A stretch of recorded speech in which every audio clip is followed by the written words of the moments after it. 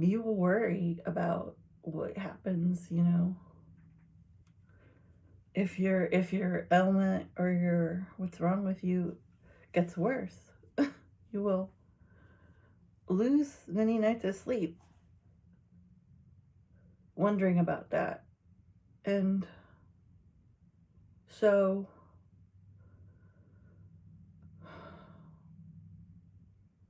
rest assured that I am not just sitting around with my disability, not trying to make a living or improve my circumstances or improve my body so that it doesn't, my eyes don't get worse. My reading and writing don't get worse. It takes hours and hours and hours of work constantly, even after all these years. I mean, I just don't even want to talk about it anymore, just to say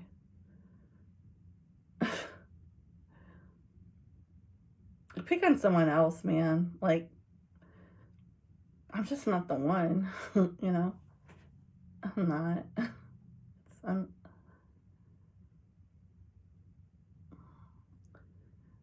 not even like a target worthy person. I mean, my circumstances are slightly mysterious, but I assure you I'm not getting away with anything that anybody else is not getting in their life. Like, not. All right. Glad I got that over with. Didn't really want to talk about it, but I'm tired of deleting stuff, I'm tired of it. Or blocking stuff. I'm tired of just a million fake accounts saying shitty stuff. I'm just sick of it.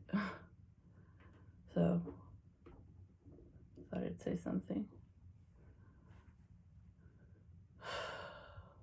All right. What is the topic? Oh, okay. The topic, I guess, was, well, it's also very uplifting. I was going to talk about Sodom and Gomorrah. And I didn't know this. I was just reading up on it, but I mean, the story of Lot's wife I find personally fascinating. I've always been super drawn to it, and cause she turned into a pillar of salt. It's just crazy, and like it seems very like almost like mythology in a way, because like Medusa turns to stone. I don't know. It just seems very like almost Greek mythology, that story. But when I studied the whole like Sodom and Gomorrah and like everything that went on with that, and especially like Lot after they leave and he leaves with his daughters, that's a whole thing too. I mean, the whole story is actually incredibly disturbing in a way that like even what was going on during Noah's Ark is not as disturbing as this. Okay, so basically it's like there are these cities that were, I mean, they're just filled with violence, sexual depravity, people just acting the actual basest level they could, like just complete depravity to the point where God was like, okay, I'm gonna take out both these cities. And it doesn't say in the Bible, like, oh my god, this light's driving me insane. I hate light.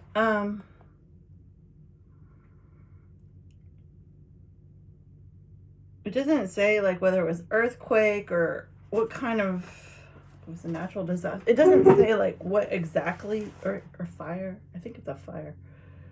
But I don't know if the fire is caused by something else. But the Abraham, who he pleaded with God, which this part I didn't know. He pleaded with God to give the people a chance to improve themselves, and he said, don't just destroy the cities, because they were worshiping false idols too, and they had turned away from God, and they were, had been Israelites and had been brought down to Egypt, and they just took it for granted. They just, which is kind of like what happened when Moses went up and got the 10 Commandments, when he was up on the mountaintop to get the commandments. Like when he came back down, everybody had made a gold calf, fashioned a gold calf, like as an idol, and they were all like basically partying around it and just worshiping it, and just totally forgetting that like their leader was communing with the God that had gotten them out of slavery. And they just were like, they were just pissed. Honestly, they were pissed because they'd been in the desert for, I can't remember if it was years at that point or what, but if they didn't go to the promised land like quickly, I think it took like 40 years or something. It was something crazy. And then Moses himself didn't even get to go. He didn't even get to go to the promised land. Is that right? Yeah.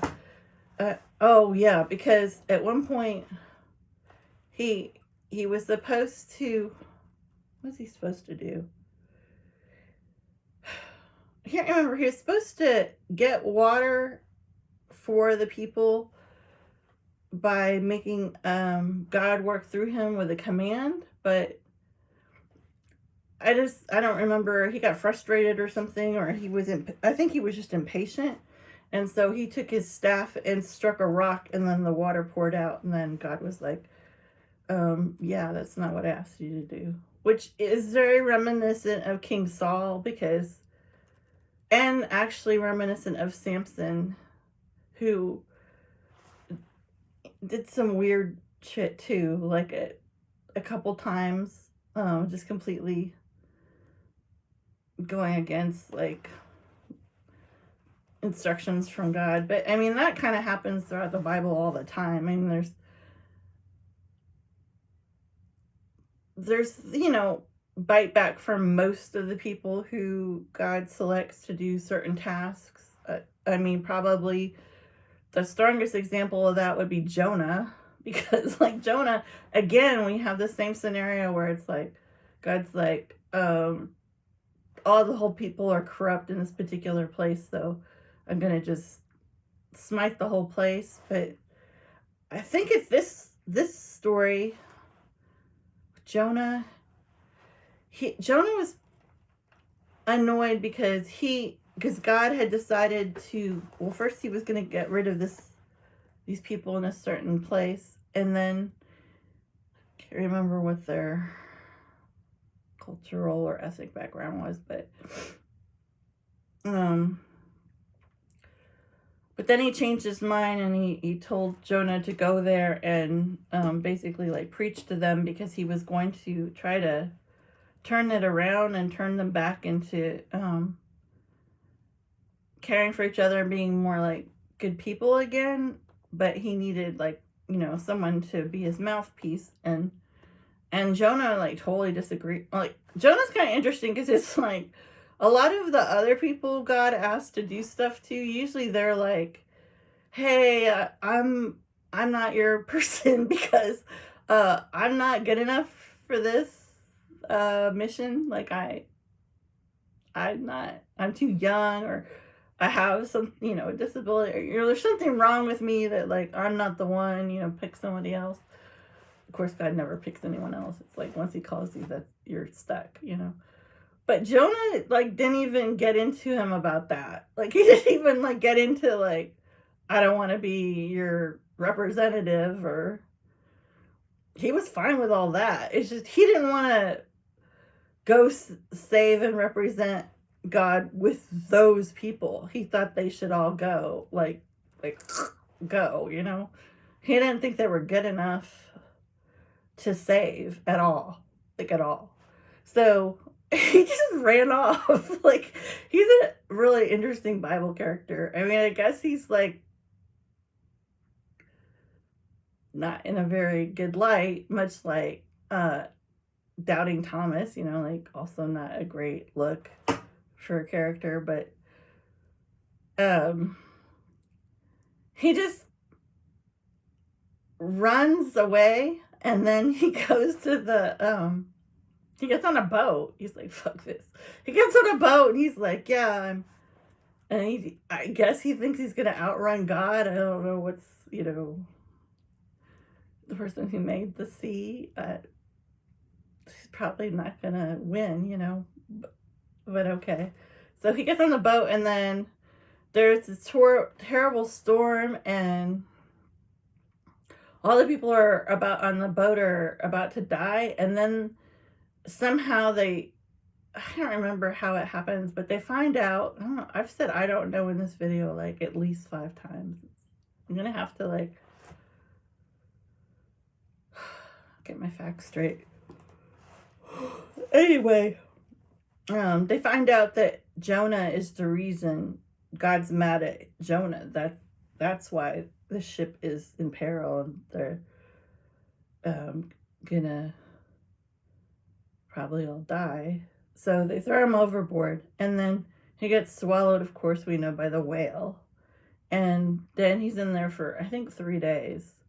And that's when he, you know, prays to God, because everybody is suddenly like into God when they're in trouble, right? So like he's like, okay, I can't I can't get out of this. And he finally like you know, registers that he probably brought this upon himself, you know. So he does fess up, and you know, once he gets out of the whale, he still has to go do what he didn't want to do before. So it's like he didn't get out of it. So it really just was like, I guess, a big life lesson for him. And like, what does this have to do with Moses? And what does this have to do with Sodom and Gomorrah? What was my point? I guess my point was, there's just a lot going on with Bible characters in general. Like, that's why I like them, and that's why I can't say I'm a great at scripture, memorizing it all, and I'm not. I need to get better. There's a million apps and audio things I can listen to. But I am great at Bible stories and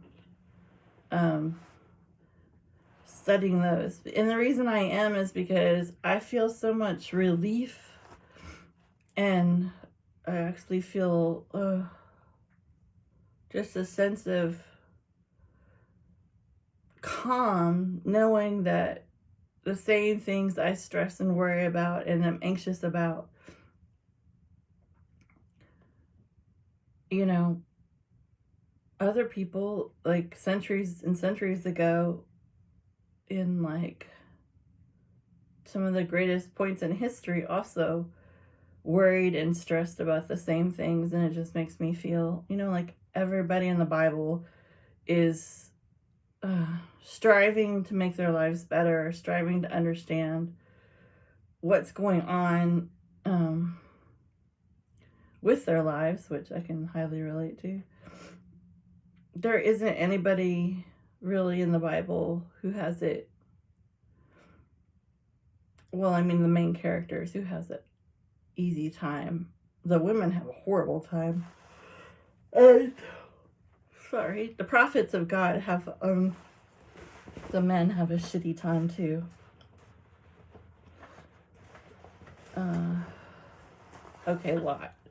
Okay, so what else was going in Sodom and Gomorrah? Well, I think the main thing was sexual depravity, and like these two angels came to the city. Well, they were disguised. They pretended they were just people. They didn't say they were angels, and they go and stay with Lot, and all these people in the city want to come gang rape them. Like, I'm not even kidding. So it's like, your city's going downhill if like gang raping angels is like something people want to do. So that was like, I think God was like, I'm decimating this place. I'm sorry. And then it gets really kind of gross because like Lot, he offers up his own daughters to be raped to save the angels. Like in place of the angels were his guests. Well, he doesn't know they're angels. So that kind of just shows that when people are around bad circumstances or bad environments, like it's almost, or they're in toxic relationships, or the closer you align yourself to something that is rotten from the inside out, the more you unconsciously and consciously align with that. I know this because